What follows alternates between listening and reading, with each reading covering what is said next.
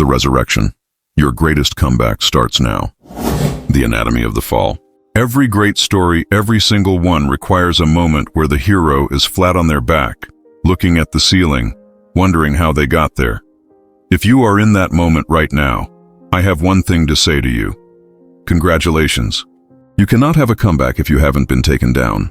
You cannot have a resurrection if you haven't experienced a death of some kind, a death of a dream, the end of a relationship, the loss of a job, or the shattering of your own ego. Right now, the world might see your struggle as a period. They see it as the end of the sentence. But you have to see it as a comma. You are in the middle of the movie, not the credits. The reason you feel the weight of the world is that you are being forged. Steel isn't made in a refrigerator. It's made in the furnace. You aren't being buried. You are being planted. The lies of the darkroom. When you're in the pit, your mind starts to play tricks on you. It starts to tell you that this is your new identity. It says, you're a failure, instead of you failed. There is a massive difference between the two. We live in a highlight reel culture where everyone posts their trophies but hides their scars. Because of that, you feel isolated. You think you're the only one who can't get out of bed. You think you're the only one whose bank account is empty or whose heart is broken. But let's get real. Greatness is not the absence of failure. Greatness is the refusal to let failure have the last word. The only way you truly lose is if you decide to stay down. The ground is a great place to rest, but it's a terrible place to live. Look at your scars. Those aren't signs of weakness. They are proof that you survived. They are the roadmap of your resilience. Every person you admire, every athlete, every CEO, every survivor has a year zero, a year where everything went wrong. A year where they were embarrassed, broken, and counted out. This is your year zero. The decision to pivot. A comeback doesn't start with a giant leap. It starts with a tiny microscopic shift in your perspective. It starts when you stop asking, why is this happening to me? And start asking, why is this happening for me? What is this season trying to teach you? If you lost everything, maybe you're being taught how to build something better. If you were rejected, maybe you were being protected from a path that wasn't yours. If you failed, maybe you're being forced to develop a level of grit you never knew you had. You have to take radical responsibility. Even if the situation wasn't your fault, your recovery is your responsibility. You can sit in the ashes and point fingers at the people who hurt you, or the economy or the universe, and you might be right. But being right won't get you out of the hole. Only action will. You have to stop mourning the person you used to be. That person is gone. That version of you didn't have the tools to handle what's coming next. The new you is being built right now in the silence, in the struggle, and in the one more rep mentality. The micro-win strategy. How do you actually start the comeback? You don't try to win the war in a day. You win the morning. When you are at your lowest, the mountain looks too high.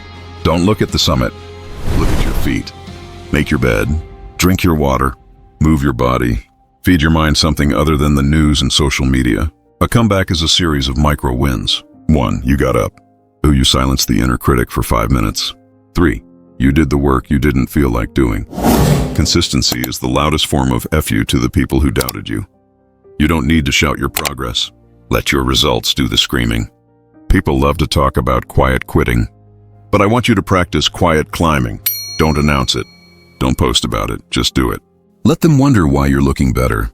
Let them wonder how you got your spark back. The momentum of the underdog. There is an incredible power in being the underdog. When you have nothing left to lose, you become dangerous. You become fearless. When you've already been through hell, what else can the world do to you? You've seen the bottom, so you know exactly what you're capable of surviving. The world loves a comeback story, but they love it because it's rare. It's rare because most people give up when the momentum stops. They give up when the first few weeks of effort don't yield a miracle. But you aren't most people. You are the exception. I want you to envision the version of yourself 6 months from now. Look at that person. Their shoulders are back. Their eyes are clear. They are walking with a purpose that only comes from having been tested. They are looking back at this moment, the moment you are in right now, and they are saying, thank you for not quitting. Your current situation is a chapter, not the book. Your current pain is the price of admission for your future power. Stand up. Dust yourself off. Not because the world is watching, but because you are watching. You owe it to the person you are going to become to survive this. You owe it to the people who look up to you to show them how a champion handles a hit. The comeback doesn't start tomorrow. It doesn't start when you feel ready. It starts the moment you decide that you have suffered enough. It starts with the very next breath you take. Now go get what's yours. Why is this happening?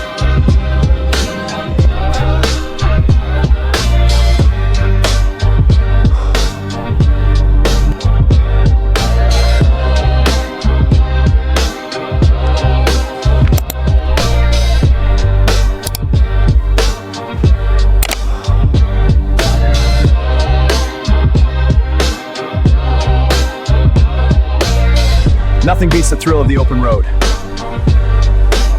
Time to ride.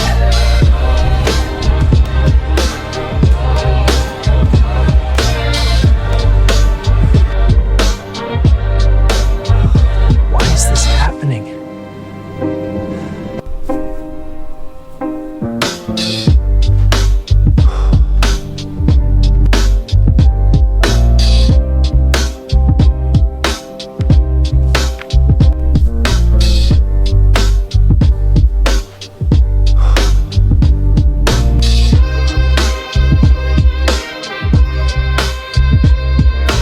Nothing beats the thrill of the open road. Time to ride.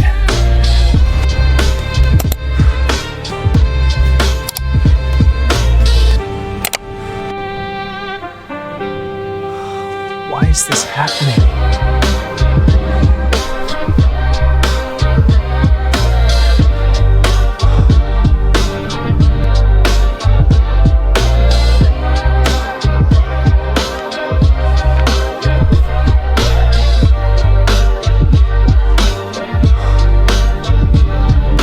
Nothing beats the thrill of the open road.